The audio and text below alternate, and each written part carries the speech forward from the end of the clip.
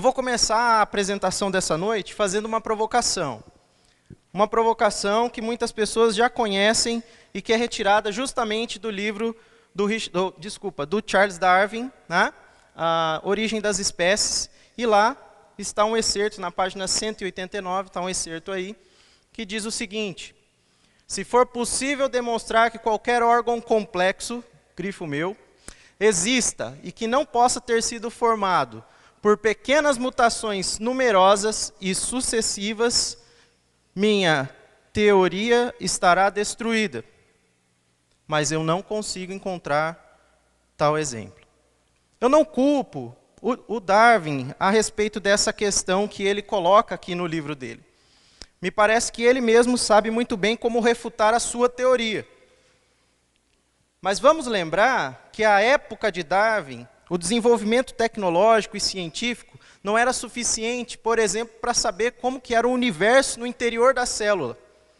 A célula, na época de Darwin, era nada mais, nada menos do que uma membrana que envolvia uma espécie de gelatina, um protoplasma. Não havia desenvolvimento tecnológico suficiente para se entender esse universo gigantesco que é o interior da célula, como nós vimos aqui já em algumas palestras que alguns colegas explicaram.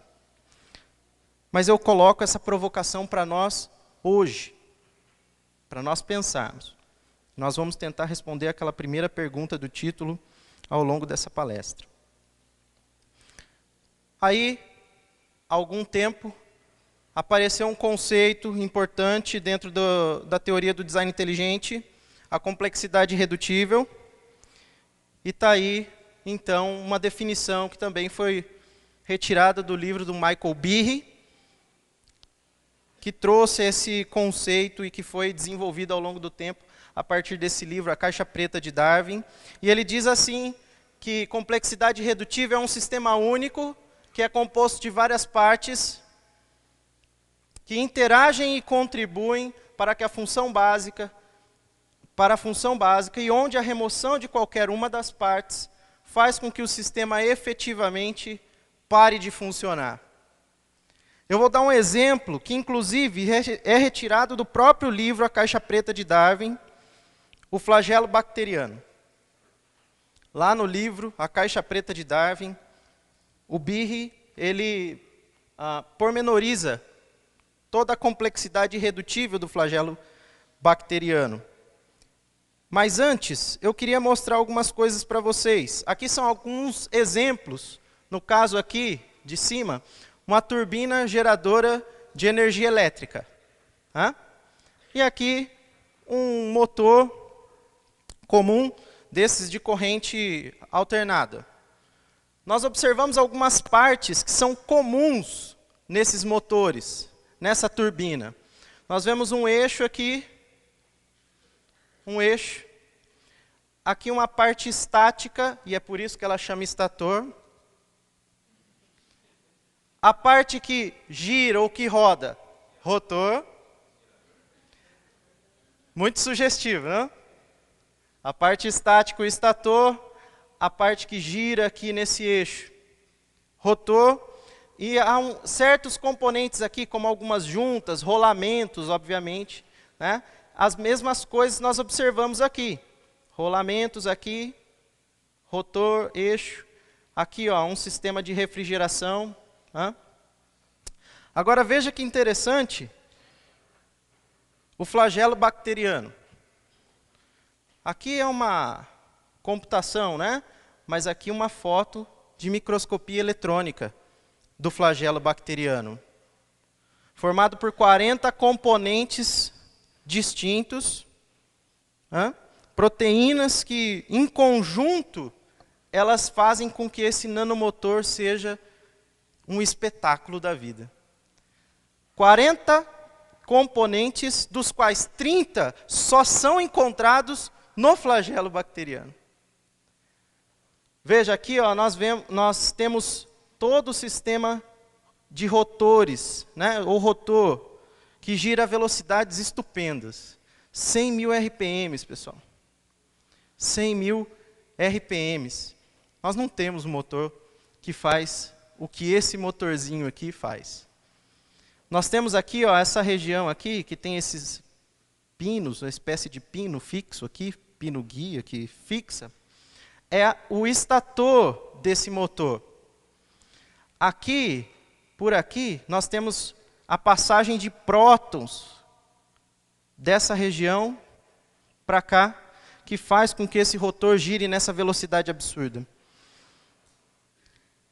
Além disso, quando ele tem um componente defeituoso, a inteligência é fantástica. Ele abaixa a rotação para 60.000 RPMs e se autoconserta rodando. Já parou para pensar em fazer isso com uma turbina de gerador? Não dá, né?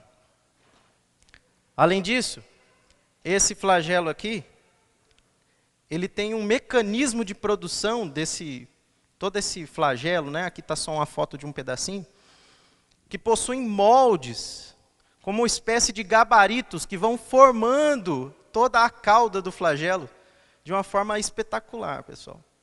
É o que a gente chama na mecânica de gabarito, que vai fazendo as peças se encaixarem perfeitamente umas nas outras. Esse gabarito tem até algumas animações muito interessantes, que ele vai trançando as proteínas em todo o fio do flagelo. Então é um espetáculo, e cada uma dessas peças, cada um desses componentes, se eles forem retirados, o sistema entra com um problema muito grande. Se retirar uma dessas proteínas, desses 40 componentes, de forma que prejudique demais essa estrutura, não há volta. Ele para simplesmente de ser funcional. E é importante dizer, então, que a complexidade irredutível aqui significa que esse sistema ele precisa ser assim, sincronizado desde o início, senão não tem jogo, não tem função. É isso que o Michael Behe define como complexidade irredutível. Esse é o exemplo do livro dele. E nós vamos olhar mais exemplos de complexidade irredutível hoje, que são os cefalópodes. Os cefalópodes. Os cefalópodes são a classe de animais marinhos que fazem parte desse filo molusca. Compreendem, então, esses animais aqui. Os polvos, as lulas e as sépias. São animais espetaculares, animais incríveis. E como são moluscos, portanto são invertebrados, de corpo mole, mas diferente de outros moluscos, eles não possuem na sua morfologia algum tipo de defesa, como os bivalves, que possuem aquelas conchinhas que os protegem. Né? Nós vamos ver que esses moluscos, né, esses cefalópodes, eles não têm essa estrutura de defesa, como outros desse mesmo filo possuem. Eu gostaria de mostrar para vocês aqui, bem brevemente, o porquê que esses animais são tão incríveis. E, na verdade, vocês já viram alguma coisa hoje pela manhã? Nos vídeos que o professor Ricardo mostrou. Mas a atenção que é chamada para esses animais se dá por conta desse sistema aqui de mimetismo fantástico. Nós não vemos nada, não vemos nada, não vemos nada, até que o animal simplesmente aparece. Agora reparem bem, né? Vou voltar um pouquinho. Na textura, no sistema postural, locomotor e no padrão de cor. Incrível. Um pouco mais à frente, para vocês terem uma noção, fingindo ser uma pedra, escondendo os 8 braços, sentindo, na verdade, o solo e vendo as cores, ele torna, então, o padrão dele disruptivo e vai procurando, então, fingindo ser uma pedra, ele vai procurando uma melhor posição para se esconder.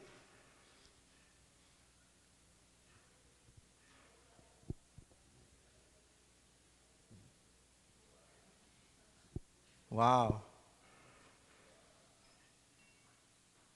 Aí depois ele fica no mesmo formato da planta. Ó. Incrível, hein?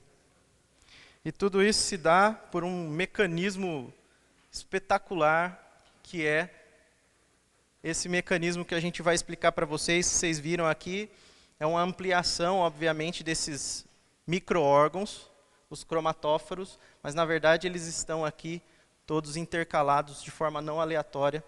Nós vamos explicar um pouquinho a respeito disso ao longo da palestra. Tá? Mas são esses os sistemas usados de complexidade irredutível que esses animais possuem para produzir aqueles efeitos espetaculares que vocês viram.